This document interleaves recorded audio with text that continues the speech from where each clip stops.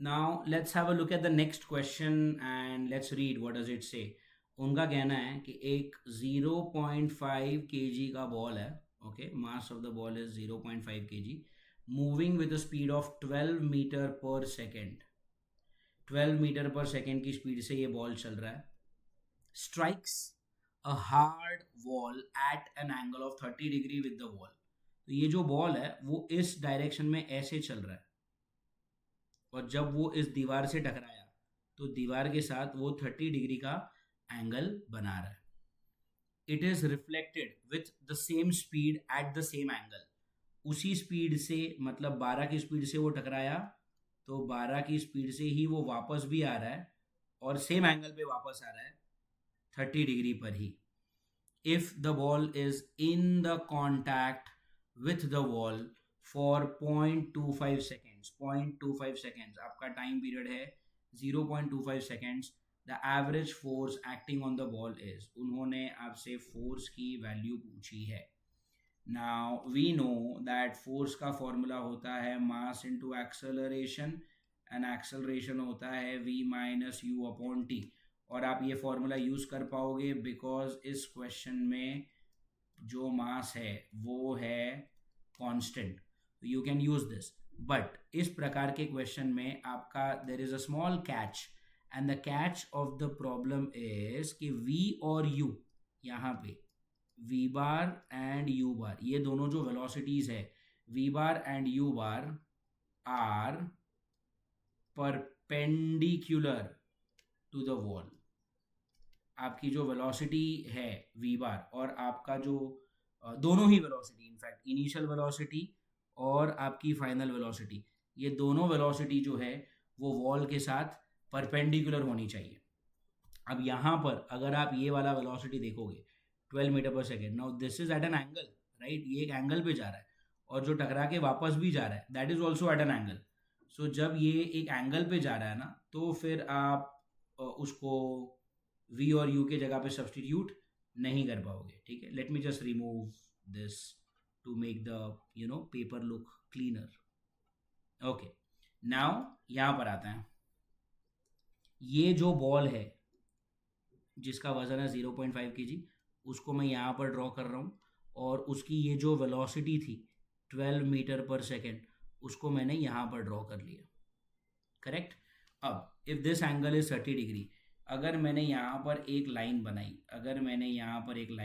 तो डेफिनेटली यहाँ पर एक 90 डिग्री एंगल बनेगा, right. And with this angle as 90 degree, ये वाला एंगल बनेगा 60, right, because the sum of all three angles of a triangle is nothing but 180.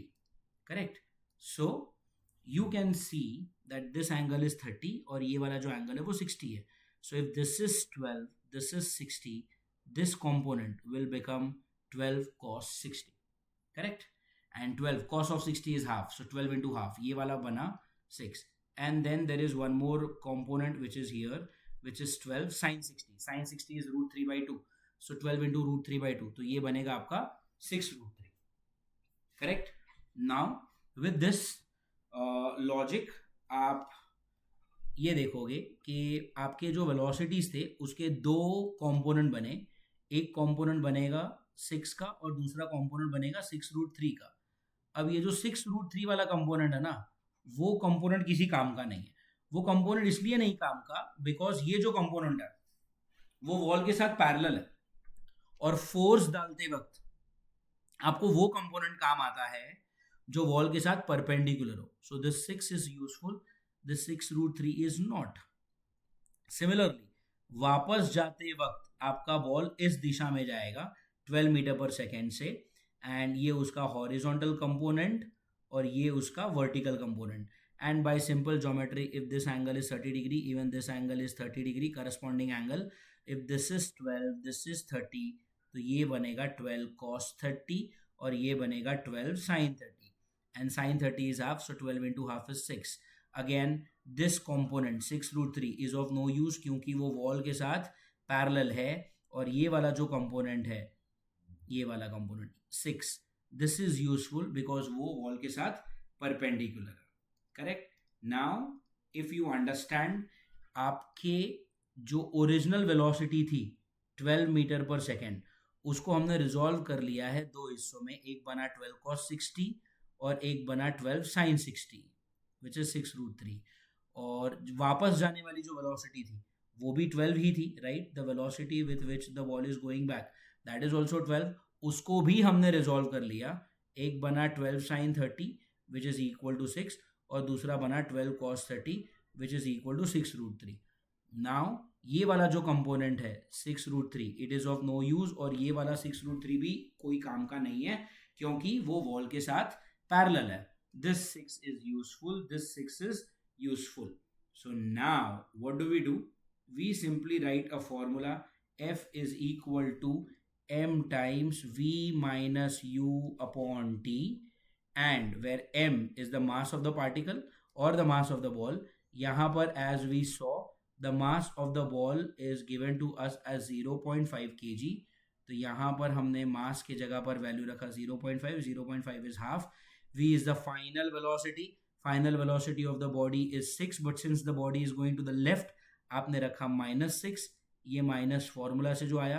Initial velocity u, initial velocity को हमने लिया 6, करेक्ट? इनिशियल वेलोसिटी को हमने लिया 6। याद रखिए आप कहीं पर भी ये वाला 12 और ये वाला 12 लेकर सॉल्व नहीं करने वाले, क्योंकि वो जो 12 है वो एक एंगल पे है वेलोसिटी।